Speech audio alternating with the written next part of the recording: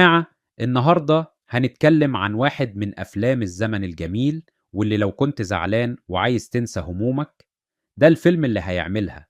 فيلم إسماعيل ياسين في السجن، بطولة الأستاذ الكبير اللي لو قال نكتة في جنازة الناس تضحك، إسماعيل ياسين.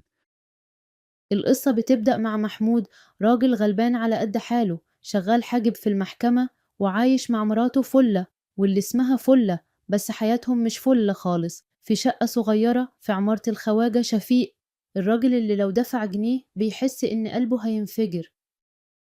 محمود كل أول شهر يستلم مرتبه، يحلم يحويش شوية، وفجأة يلاقي النشال صاحبنا عبد الغني النجدي بيطير المحفظة في غمضة عين، وطبعا الخواجة شفيق واقف فوق دماغه كل شوية. فين الإيجار يا محمود؟ يعني حتى لو الراجل كان بيشرب مية الخواجة يحاسبه على النفس. محمود يتزنق فيروح لجاره، توفيق، توفيق الدقن، يا جماعة الشر مجسد، يقوله أنا محتاج فلوس، فيردوا عليه ماشي، بس تعالى نشرب الأول. influential.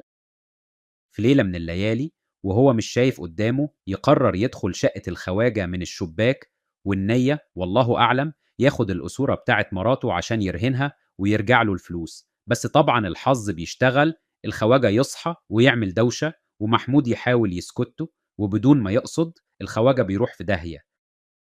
هنا بقى الدنيا بتتقلب، الشرطة تمسكه، المحكمة تحكم عليه بالإعدام، ومراته فلة تحاول تجيب له محامي، بس المحامي اللي ممكن ينقذه عايز 100 جنيه. في وسط اليأس ده توفيق اللي واضح إنه بيخطط من الأول يقنع فلة إنها تشتغل مطربة في الكباريه بتاعه، والاسم الفني الجديد فيفي مراد. يعني حتى الاسم فيه خطة شريرة. المحامي يدخل القضية ويحاول يقلبها، لكن المحكمة ترفض ويدوا الحكم للمفتي.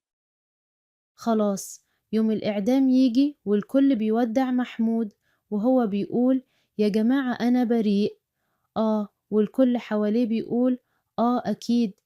لكن فجأة قبل ما المشنقة تتقفل، فلالة تكتشف إن الأسورة مع واحد من الزباين بتوع الكباريه، فرج شرف، واللي واضح إنه هو اللي كان ورا كل البلاوي. النيابة تتحرك بسرعة والمشهد يبقى على الحبل حرفيا.